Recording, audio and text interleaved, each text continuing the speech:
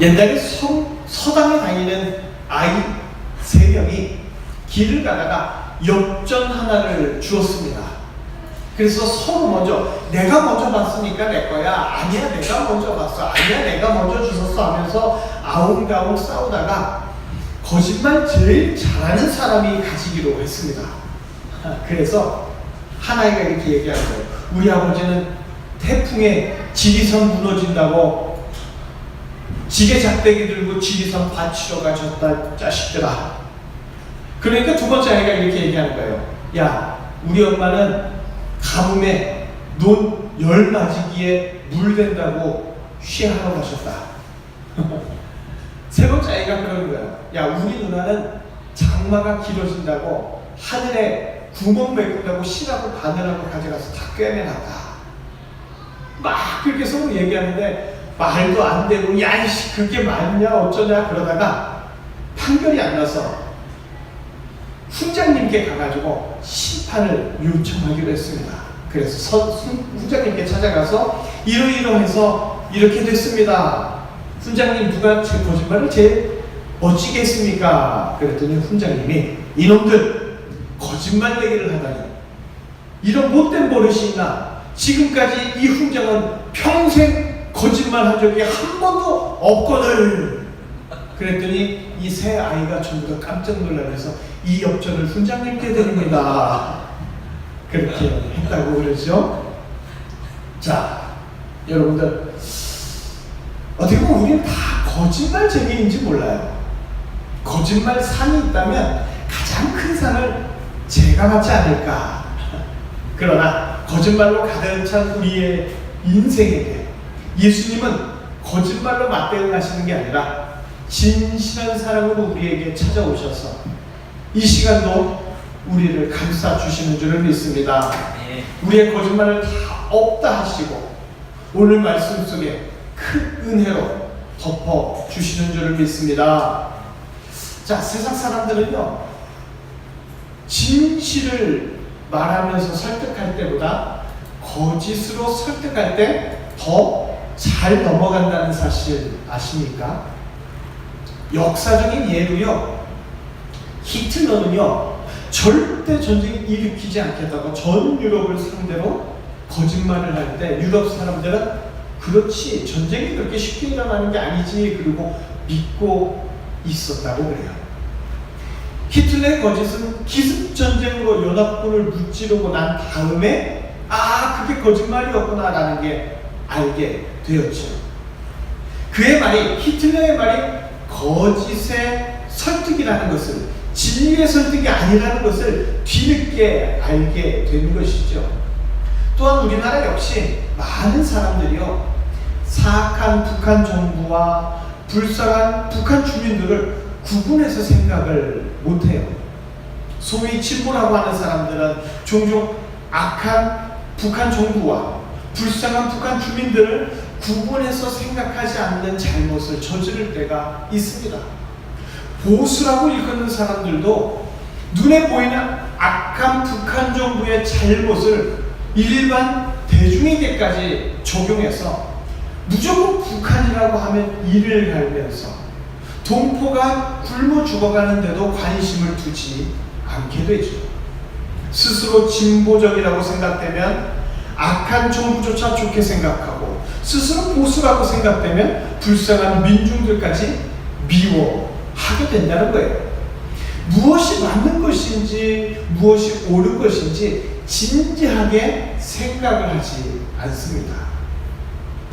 이렇게 인간은요, 설득당하고 싶은 것에만 설득당하는 존재는 아닐런지요. 자, 우리가 계속 라합 이야기를 하고 있습니다. 라합이 두 정탐꾼을 숨겨주고, 그리고 그 두 정탐꾼을 안전하게 돌려보내주면서 안전을 보장받았어요. 그리고 그들이 붉은 줄을 창문에 매달라고 해서 붉은 줄까지 매달아 놓았습니다. 이제 라합은 가족과 친지들을 모아야 되는 상황이에요. 라합은 이스라엘 두 정탐꾼들과 약속을 하고, 그리고 나서 자신의 부모와 형제들을 찾아가서 모든 상황을 다 말할 수는 없지만 자신이 거주하고 있는 성벽집으로 모이라고 간곡하게 요청을 하죠. 하지만 부모와 형제들은 라합의 말에 좀 의아해 합니다. 지금 전쟁의 소문이 여리고에 파다하게 돌고 있어요. 만약에 이스라엘과 전쟁이 시작된다면 가장 위험한 곳이 성벽에 있는 집들이죠. 가장 안전한 곳은요, 성벽하고 멀리 떨어진 성 중심의 가옥들이에요. 라합의 부모와 형제들은 전쟁이 시작되기 전에 성 중심의 안전 가옥들로 이동을 해야 한다고 그랬으면 쉽게 알아들었을 겁니다. 그런데 라합은 정확한 말을 하지 않으면서 자신의 성벽집으로 모이라고만 말하고 있게 되겠죠. 라합의 말을 그대로 받아들인다면 라합이 정신이 나간 것 아닌가 그렇게 생각할 수도 있어요. 누가 전쟁의 한복판이 안전하다고 하겠습니까? 누가 치열한 전쟁의 장소가 될 곳이 그곳이 안전하니까 그곳으로 모이자고 하겠냐는 거죠. 라합은 자신의 가족이 자신의 집으로 모이도록 하기 위해서 자신의 가족들에게 모든 것을 다 털어놓고 전부 말해줄 수는 없는 상황이에요. 내가 정탐꾼들 숨겨주었다. 내가 간첩짓을 했다. 그들로부터 약속받았다. 그리고 나는 이미 여호와 하나님께로 마음이 쏠려서 그 하나님을 향한 믿음으로 보니까 반드시 이스라엘이 이긴다. 이렇게 다 말할 수가 없는 거죠. 어느 정도까지만 사실을 말하고 자신의 집으로 모이라고 해야 합니다. 만약에 라합이 다 말을 하게 될 것 같으면 형제들의 또 가족들이 있고 또 그들이 아는 사람이 있을 거 아니에요. 그렇게 말이 퍼져나가면 엄청난 수의 여리고 사람이 라합의 집으로 피할 수 있을 뿐더러 그것이 퍼지면 라합의 지금까지 반역적인 행위가 다 드러날 수도 있죠. 그렇기 때문에 라합은 자신의 집안 식구들만 구원하기 위해서 어느 정도 아주 극한적인 정보만 주고 모이라고 하지만 모든 것을 다 확실하게 말할 수는 없는 상황이에요. 모든 정보를 다 주면 연결된 사람들 다 소문내서 오히려 라합의 가족들이 위험에 처할 수 있으니까요. 그래서 모두가 다 알면 안 되는 거예요. 자신의 가족들만 알고 모이도록 해야죠. 가족들 모두를 모이도록 라합이 말을 하는데 그렇게 말로 설득하는 게 결코 쉽지가 않습니다. 라합의 집이 성 중앙에 있다면 이제 곧 전쟁이 날 텐데 거기 위험하니까 여기 모이자. 다른 말 안 해도 그러면 다 모일 수 있어요. 그러면 매우 쉽습니다. 그러나 자신의 집이 성벽 위에 있기 때문에 온 가족이 모이라고 설득하는 게 아주 어렵죠. 가족 중에 누구라도 라합이 이상하다고 생각하는 것은 당연하겠지만 마음을 열고 쉽게 따르기는 어렵습니다. 말이 이어질수록 라합의 부모와 라합의 형제들은 이렇게 막연하게 계속 이상한 말들만 쏟아내는 라합의 얼굴조차 보기가 힘들어지겠죠. 왜 위험한 성벽집으로 모이라고 하느냐? 가족들은 지금 이해가 안 가는 거예요. 라합의 설득은 공허할 수밖에 없습니다. 라합의 설득은 오히려 가족들을 혼동에 빠뜨려 놓고 있어요. 라합에게 무엇이라도 보여줄 수 있는 증거가 있거나 아니면 라합의 말을 뒷받침할 수 있는 이스라엘의 증인이라도 있으면 좋을 텐데 없다는 거죠. 그럼에도 불구하고 라합은 힘든 설득을 해야 합니다. 라합은 중단할 수가 없어요. 왜 그렇습니까? 자신의 가족들이 죽느냐 사느냐의 설득의 문제이기 때문입니다. 자, 그렇다면 왜 이렇게 생명의 장소임에도 불구하고 모이라고 하는 게 힘들까요? 하나님이 이 땅을 아름답게 창조하셨을 때 인간들은요 모이는 걸 즐거워했습니다. 하나님께 모이는 것을 즐거워했고 하나님과 함께하는 것을 기뻐했어요. 인간들은 하나님께 창조받은 이후로 하나님과 자주 대화를 나누었습니다. 인간은 하나님과의 모든 대화를 신뢰하고 즐거워했어요. 하나님께서 모이라고 명령을 하지 않아도 인간들은 자발적으로 하나님 앞에 모여서 하나님 말씀 듣기를 좋아했다는 거죠. 하나님께서 하시는 모든 말씀을 다 듣고 그 말씀에 따르면서 인간들은 살았습니다. 그러나 어느 날 인간은 하나님과 함께 있는 것을 답답해하고 지루하게 생각합니다. 하나님이 부르실 때 하나님 앞에 모이는 것이 더 이상 재미도 없고 흥미도 없어지는 거죠. 하나님께 모이는 것보다 자기 자신의 비전과 뜻과 마음이 가는 곳에 모이기를 원하고 하나님이 하시는 어떤 말씀에 설득당하기보다 오히려 하나님을 설득하는데 더 깊은 재미를 느끼기 시작합니다. 인간에게 이렇게 죄가 들어옵니다. 인간은 이렇게 타락하기 시작합니다. 인간은 자신의 마음이 원하는 죄성에 따라서 자신이 가고 싶은 대로 가고 자기가 하고 싶은 대로 하고 자기가 믿고 싶은 것만 믿는 자가 되었어요. 더 이상 타락한 인간은 하나님께 모이는 것을 싫어하고 아니 모일 필요를 못 느끼고 더 이상 그렇게 하고 싶지도 않게 되죠. 하나님께서 인간을 다시 하나님의 품으로 보이도록 설득을 하시지만 타락한 인간은 영원히 하나님의 곁을 떠나버립니다. 이제 인간은 더 이상 하나님의 말씀에 귀를 기울이지 않아요. 모여서 하나님의 음성을 듣는 것보다 길거리에서 술에 취하고 길거리에서 세상 돌아가는 일을 나누고 세상에서 더 많은 기쁨을 누리면서 그렇게 살아가죠. 이미 타락한 인간은 하나님의 반대 방향으로 가는 것을 너무나도 당연스럽게 생각하고 그렇게 살아갑니다. 우리 주변에도 그런 사람들 너무나도 많이 있지 않나요?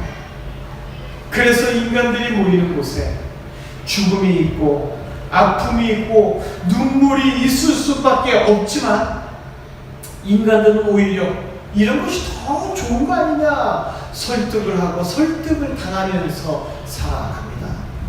죽음과 고통과 눈물이 더 낫다고 설득하는데 타락한 인간들은 그 말을 듣고 미련하게 받아들입니다. 인간의 죄성으로 인하여 진리의 설득을 당하는 것이 아니라 죽음과 고통과 거짓에 설득당하는 인생이 되어 버린 것이죠. 자, 오늘 라합은 터무니없는 설득 중에 있습니다. 라합은 이스라엘 부사들이 여리고를 공격해서 무너뜨리기 전에 자신의 부모와 형제의 집들을 찾아다니면서 이스라엘 부사들이 공격하기 전에 성벽 위에 있는 자신의 집으로 다 모이라고 애타게 말하고 있습니다. 라합의 강력한 요청에도 부모와 형제와 가족들은 도무지 이해가 안 되는 거죠. 그럼에도 라합은 모든 것을 처음부터 끝까지 다 말할 수는 없지만 분명한 것, 성 중앙의 집들에 있거나 길거리로 나가면 반드시 죽게 된다는 것만큼은 라합은 확실히 알고 있었습니다. 자신의 집에 있어야만 산다는 것을 알고 있었어요. 그래서 자신의 집에 있어야만 전쟁이 끝났을 때 살 수 있다고 설득합니다. 라합은 설득할 수 없고 받아들일 수 없는 것을 자신의 가족들에게 확고하고 분명하게 설득하죠. 가족들은 라합의 설득이 논리적으로 맞거나 라합의 설득이 상황적으로 이해가 가기 때문에 라합의 집에 모이는 게 아니었습니다. 라합이 분명한 태도로 확고한 말로 우리 집에 모여야 살 수 있다 그렇게 말하기 때문에 뭔가 이상해도 모이는 것이고 뭔가 이해가 안 가지만 그래도 뭐가 있지 않을까 하면서 라합의 집으로 다 모이게 됩니다. 라합은요 모호한 말로 설득한 게 아닙니다. 라합의 강력하고 분명한 말 때문에 상식적으로 더 위험한 라합의 집으로 모이게 된 것이죠. 라합의 설득이 약했다면 어떤 가족도 모이지 않았을 거예요. 하지만 라합의 얼굴에 나타난 확고하고 분명한 모습 속에서 가족들은 마치 자석에 이끌리는 클립처럼 라합의 집에 모이게 되었습니다. 라합이 모든 말을 다 자세하게 해줄 수는 없었지만 살기 위해서 우리 집에 모여라, 이 말로 인하여 그의 부모와 그의 형제들, 그의 모든 가족들은 라합의 집, 위험해 보이는 라합의 성벽집으로 모이게 되었습니다. 이렇게 예수님은요, 이 땅에 오셔서 이 위험한 세상에서 안전한 천국으로 들어가고자 한다면 바로 예수님 자신에게로 모이라고 말씀하시죠. 예수님이 자세히 말씀해 주시지 않고 뭔가 확실하게 보여주시지는 않는 것 같지만 예수님은 확고하게 분명하게 이 멸망하는 세상에서 구원받기 위해 자신의 날개 아래 모이라고 분명하게 말씀하시죠. 아무리 보아도 초라한 행색의 예수님의 말을 듣고 모이는 것은 쉽지 않지만 예수님은 이 땅에서 멸망당하는 모든 죽어가는 인생들을 자신의 날개 아래 모이게 하시기 위해서 부단히 끊임없이 설득하셨습니다. 이적과 기사와 가르침으로 때때로 죽어가는 인간들을 돌이키시고 자신에게 모이도록 설득하시기도 하셨습니다. 예수님이 이 땅에 오셔서 행하실 바로 이 사역에 대해서 구약의 라합을 통하여 미리 예언적으로 보여주고 있음을 기억하시기를 바랍니다. 모든 구약은요, 신약에 나타날 예수님을 미리 말해주고 있습니다. 바로 멸망당하는 여리고성에서 살려주고자 라합의 집으로 그의 가족들을 모이라고 하신 것처럼 예수님은 망하는 세상에서 자신의 품으로 모이라고 설득하고 또 설득하고 지금까지도 말씀하시는 줄을 믿습니다. 예수님은 어떤 분이십니까? 그분은 인간으로 내려오신 하나님이십니다. 그래서 그분 안에는 전능한 신성과 능력이 가득하죠. 예수님은 자신에게로 모이라고 설득합니다. 그 설득은요, 단지 인간의 막연한 말로만 설득하는 게 아닙니다.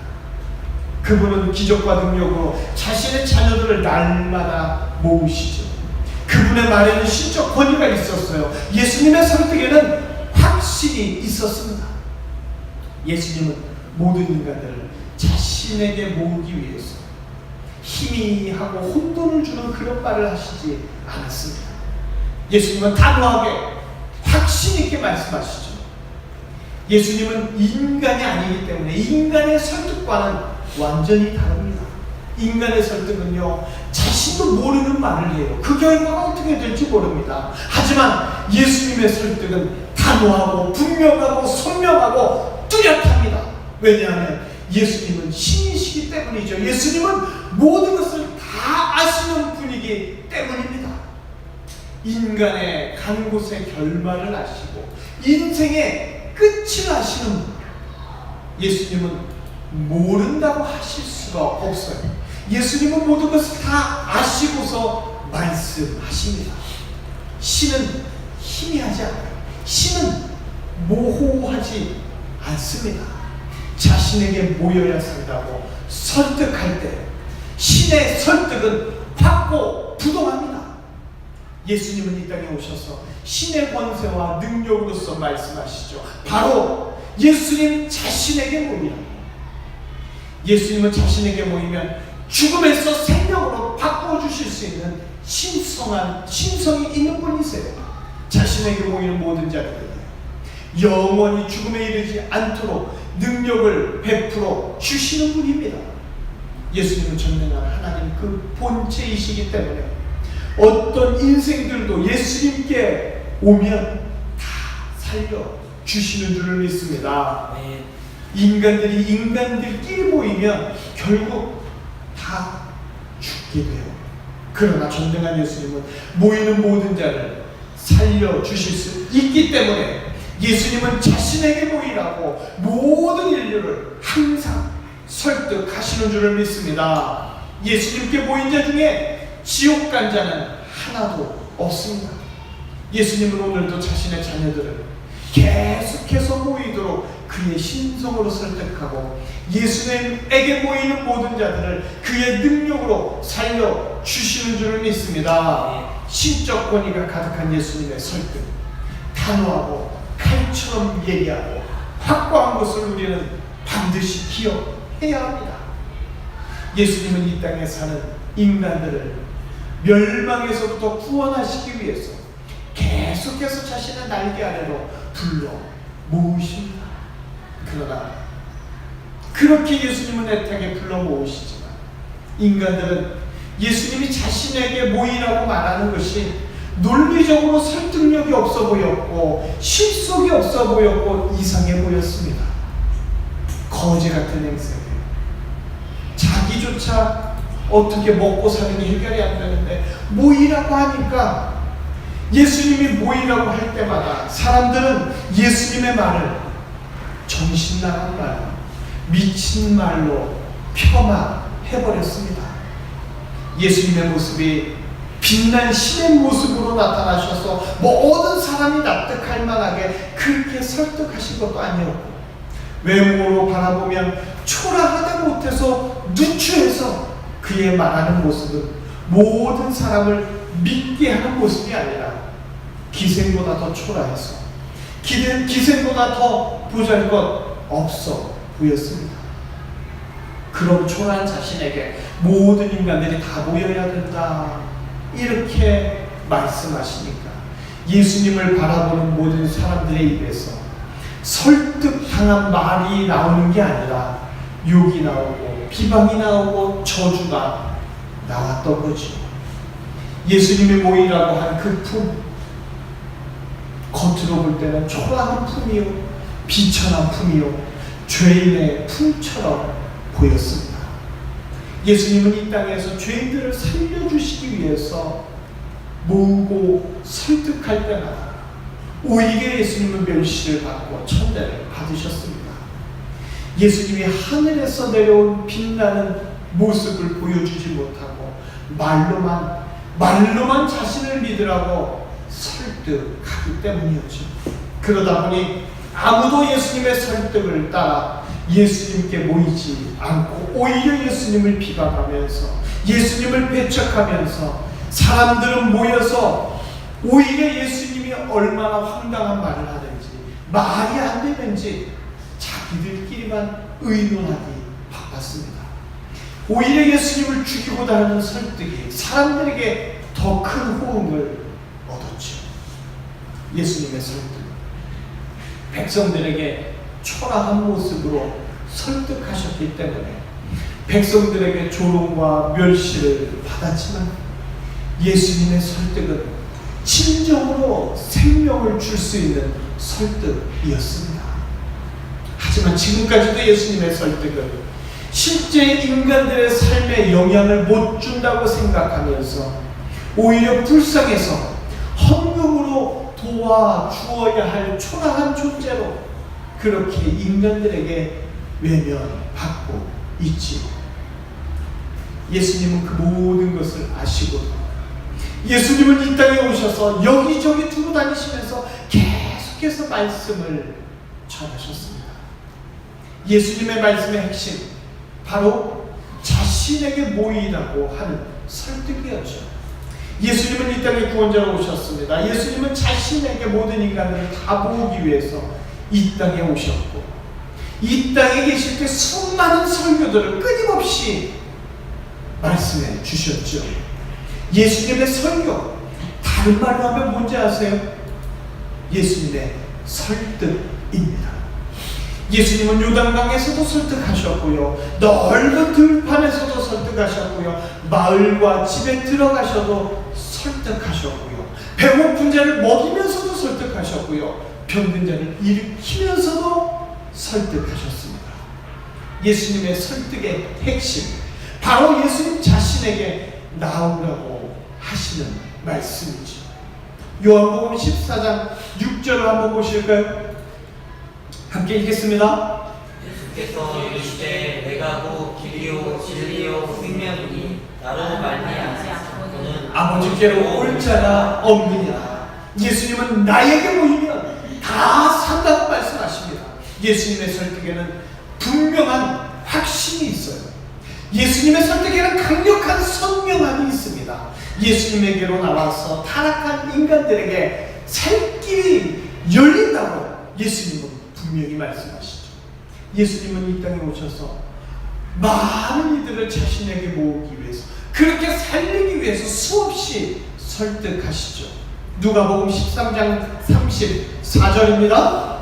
예루살렘아 예루살렘아 선지자들을 죽이고 내게 파송된 자들을 돌로 치는 자여, 암탉이 제 새끼를 날개 아래에 모음같이 내가 너희의 자녀를 모으려 한 일이 몇 번이냐. 그러나 너희가 원하지 아니하였도다.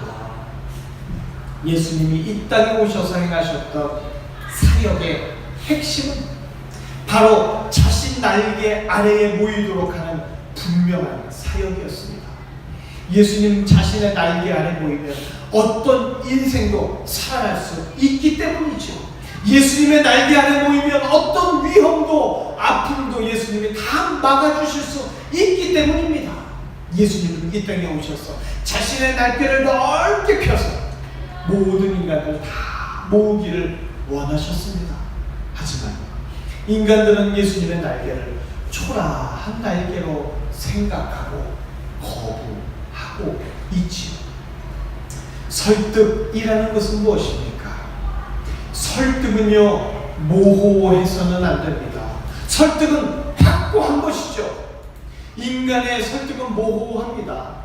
기독교를 제외하고 수많은 종교들은 분명하게 말하지 않는 부분들이 많이 있어요.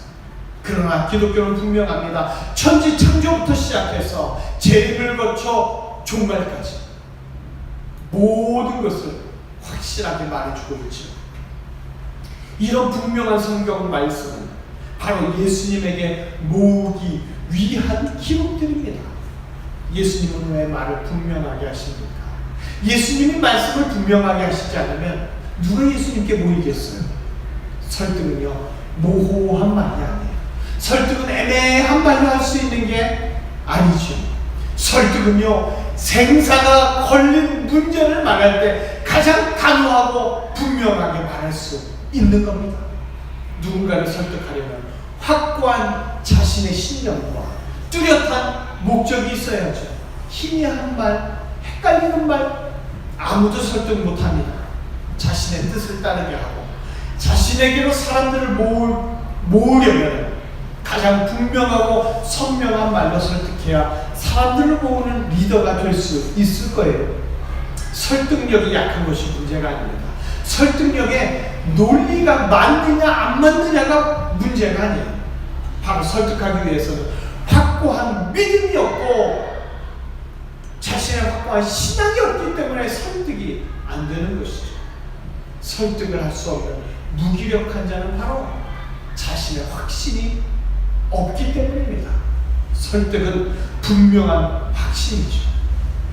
전도를 잘하는 사람, 전도왕으로 소문난 사람들이 있죠. 말이 유창하고 임기응변에 강하고 그래서 전도하는 게 아니에요. 바로 전도를 통해서 예수님을 만나야 산다는 확고한 신앙 때문에 전도를 잘하는 것이죠.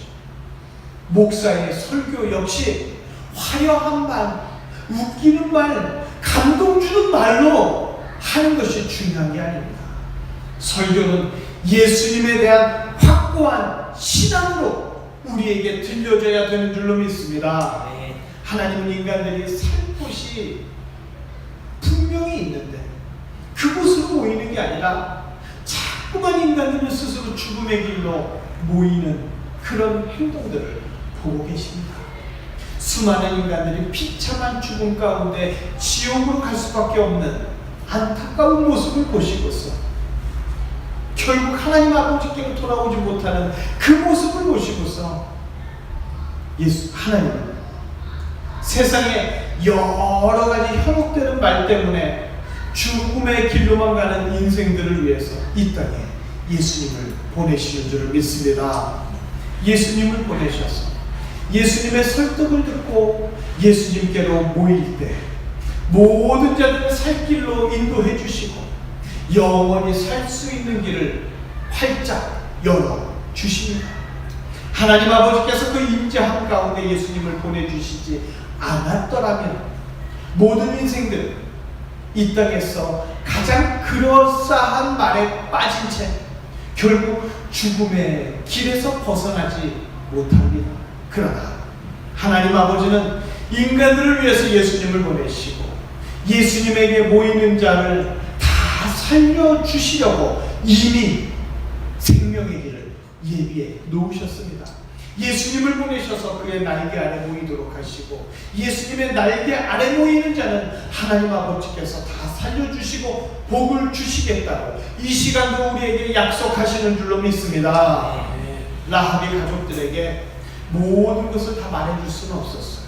그러면 간첩이 될 테니까, 잡혀갈 테니까.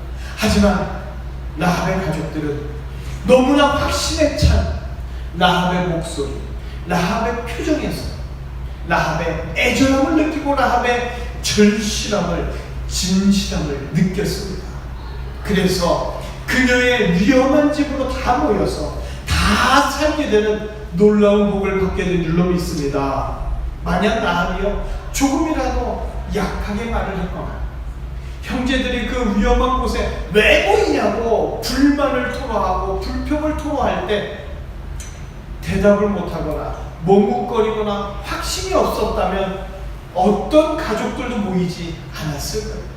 하지만 라합은 확신에 찬 설득을 했습니다.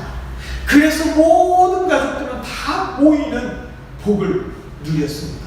한 명도 안 온 자가 없었고 한 명도 빠진 자가 없이 라합의 모든 가족이 큰 재앙에서 다 살아난 것은 놀랍도록 큰 은혜요 복인 줄로 믿습니다. 다친 사람이 하나도 없어요.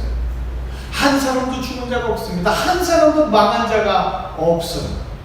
라합의 모든 가족들, 라합의 집에 다 모여서 모든 재앙이 다 지나가는 그런 놀라운 복을 누리게 된 줄로 믿습니다. 라합의 참으로 강한 설득력, 라합의 말보다 더 확고한 표정, 라합의 몸보다 더 확실한 마음이 있었음을 기억하시기를 바랍니다. 가족들은요 라합의 말을 들은 게 아니에요. 라합의 말에 논리를 본 것이 아닙니다. 바로 라합의 진실 어린 확신, 라합의 진실 어린 눈물을 보았습니다. 라합의 이러한 확고한 신앙이 그의 가족을 살리는 놀라운 역사를 일으켰고 라합의 확고한 신앙을 보고 예수님은 그녀의 가족들을 다 살려주신 줄을 믿습니다. 인간은요 자신이 믿고 싶은 것만 믿어요. 그러나 인간은 자신이 설득당해서 자신이 믿는 것이 맞는 것인지 옳은 것인지에 대한 여부는 잘 알지 못합니다. 이 시대는요 무엇을 판매할 때나 목소리 높여서 설득할 뿐 정작 책임을 져야 할 때는 그 목소리 높였던 자가 사라지고 없어요. 자기 이득에만 분명한 확신이 있고 결과에 대해서는 애매한 예측만 내놓고 있죠. 이제 모든 인류는 거짓 정보로 가득한 설득이 아니라 진실과 확신과 확고함으로 그 결과를 책임지시는 예수님의 설득의 귀를 기울여야 될 줄로 믿습니다. 자, 만약에 세월호 사건 때 밖으로 나가라는 말과 제자리에 가만히 있으라는 방송 중 확실한 결과를 말하는 설득에 따랐다면 끔찍한 참사의 결과가 달라졌을지도 몰라요. 그러나 세상은 결과에 대한 확신이 없지요. 방송 스피커에서 나오는 설득이 더 그럴듯하다는 애매한 예측만 있을 뿐이에요. 북한에 대해서도 북한 정권에 대하여 혹은 북한 주민에 대하여 거짓이든 사실이든 자신의 노력의 노선에 따라서 자신의 이득에 따라서만 설득하지 그 진실은 알려고 하지 않습니다. 하지만 예수님은 모든 일의 결과를 알고 계시는 줄을 믿습니다. 그래서 예수님의 설득에는 확신과 진실과 확고함만으로 가득 차 있습니다. 누구든지 예수님의 설득을 듣고 예수님의 설득대로 그 품에 모이기만 하면 세상은 결과에 대한 확신 없이 잘못된 길, 죽음의 길로 인도하겠지만 예수님은 반드시 옳은 길, 생명의 길로 인도하시는 줄로 믿습니다. 예수님은 말씀하실 때 희미하게 말씀하시지 않아요. 분명하게 모든 말씀을 하십니다. 어떤 종교에서도 예수님처럼 모든 것을 확고히 말하는 자는 없습니다. 그럴 수도 있느니라 하면서 빠져나갈 길을 다 만들어 놓지요. 예수님의 설득은 확고하고 분명하기 때문에 예수님께 모이고 예수님을 따르는데 전혀 어려움이 없습니다. 그 누구라도 예수님을 따를 수 있는 줄 믿습니다. 그러나 예수님의 설득을 듣지 않고 예수님께 나오지 않는다면 죽음의 길 외에는 갈 수가 없게 된다는 것을 우리는 기억해야만 합니다. 성도들도요, 세상을 살면서 많은 설득의 말을 듣습니다. 이것이 좋다, 저것이 좋다, 그래야 잘 산다, 잘 사는 것은 이런 것이다. 어찌 보면 성도들은 설득의 홍수 시대에 살고 있는지도 모르겠습니다. 그러나 성도는 설득의 홍수 가운데서도 예수님의 확고한 말씀으로 인하여 예수님 날개 아래 모인 자가 성도인 줄 믿습니다. 세상의 설득에 고개를 향하는 것이 아니라 예수님의 설득에 귀를 쫑긋 세우는 자가 바로 성도인 줄로 믿습니다. 예수님은 성도들에게 결코 애매하게 말씀하시지 않아요. 한 번도 그러시지 않습니다. 성도들은요, 그래서 예수님의 말씀을 하면 세상의 잣대에 설득당하지 않고 예수님의 그 말씀 그대로 100% 믿고 따르는 자들이 성도요, 예수님의 말씀이 자신의 머리로 받아들여지지 않고 때로는 납득이 가지 않아도 예수님의 진실한 확신과 확고한 예수님의 말씀 때문에 예수님께로 가는 자가 성도인 줄로 믿습니다.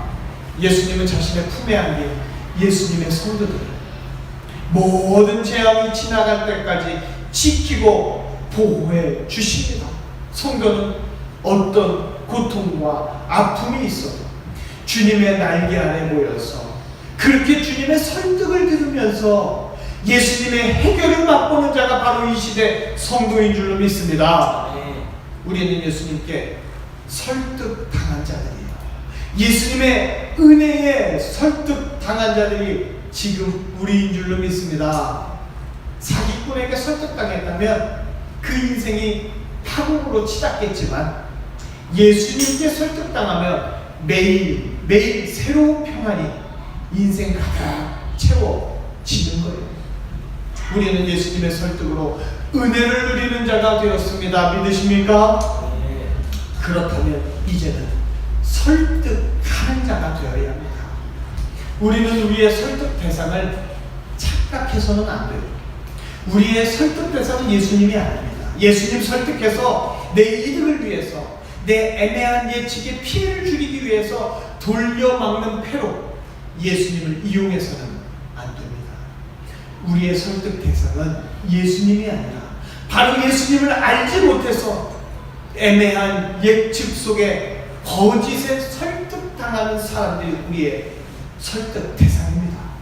세상에 수많은 예수님을 알지 못하는 사람들, 특별히 그 가운데서도 우리의 가족들, 나의 가까운 사람들에게 가장 확실한 예수님이 계신다는 것을 우리는 설득해야 합니다.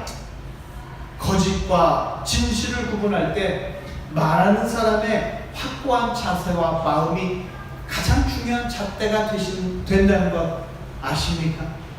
우리가 확실한 예수님께 거짓이 아닌 진실로 설득당했다면 우리의 설득 또한 희미하고 애매해서는 안 됩니다.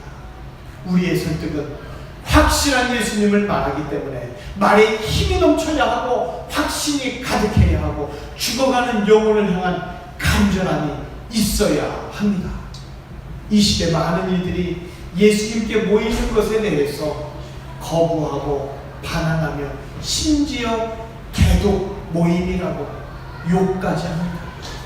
스스로 자신을 설득하고 주변 사람들까지 교회에 가면 지는 인생 아니느냐 미련하게 설득하는 안타까운 사람들이 참으로 많이 있습니다. 그러나 자신의 날개로 살아가는 자와 예수님의 날개 아래에서 예수님의 날개로 사는 자는 그 인생이 완전하게 다르다는 것을 우리는 기억해야 합니다.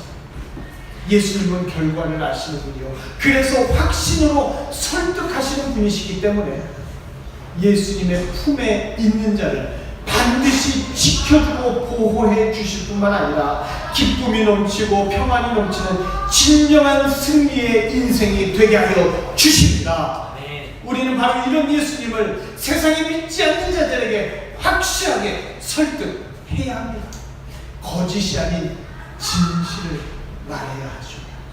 매매하지 않은 믿음의 확신으로 예수님이 누구인지를 설득할 때 예수님은 그 인생을, 그 설득하는 인생을, 늘 담대한 인생, 노년에도 두렵지 않은 인생, 주변을 변화시키는 인생으로 만들어 주실 줄로 믿습니다. 이사처럼, 요셉처럼 주님께서 그를 지키심을 주변 모든 이들이 알게 되는 존경받는 인생이 되게 하여 주실 줄로 믿습니다. 바로 이 자리 아멘으로 화답하는 우리 모두가 모두 복의 주인공, 설득의 주인공이 되기를 축원합니다. 아멘으로 화답하신 우리 주담교회는 말씀과 전도를 교회의 목표로 삼고 있지요. 주담교회의 목적은요 오직 예수예요. 하지만 우리가 이루어야 할 목표는 말씀과 전도입니다.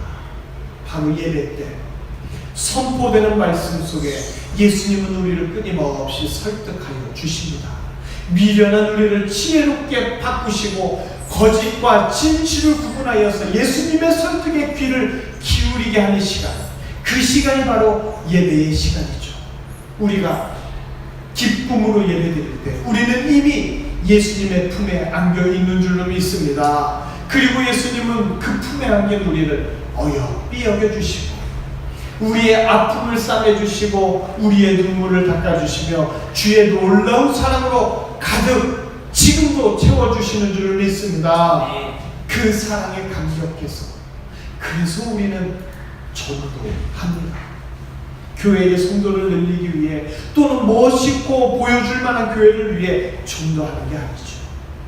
예수님께 설득당하여 놀라운 사랑을 경험했기 때문에 우리는 그 사랑에 감격해서 거짓에 빠진 이들을 향하여 진리의 길, 생명의 길을 설득하는 자가 되고 싶어하는 줄로 믿습니다. 세상의 거짓에 빠진 자를 설득하면서 예수님의 사랑이 더욱 확고해지고 예수님이 주시는 복이 더욱 확신이 느껴지는 즐거운 체험이 우리 삶 속에 전도할 때마다 모락 피어오르고 있는 줄로 믿습니다. 예배를 통해서 그리고 전도를 통해서 더욱 예수님의 분명한 말씀으로 설득당하며 또한 더욱 사람들에게 예수님을 알려주고 설득하는 예수님의 품 안에 예수님의 날개 아래 거하는 라합처럼 예수님의 도우심을 받고 예수님의 보호를 받는 주담의 성도들이 되시기를 이 시간도 우리를 생명으로 설득하시는 예수님의 이름으로 축원합니다. 기도하시겠습니다.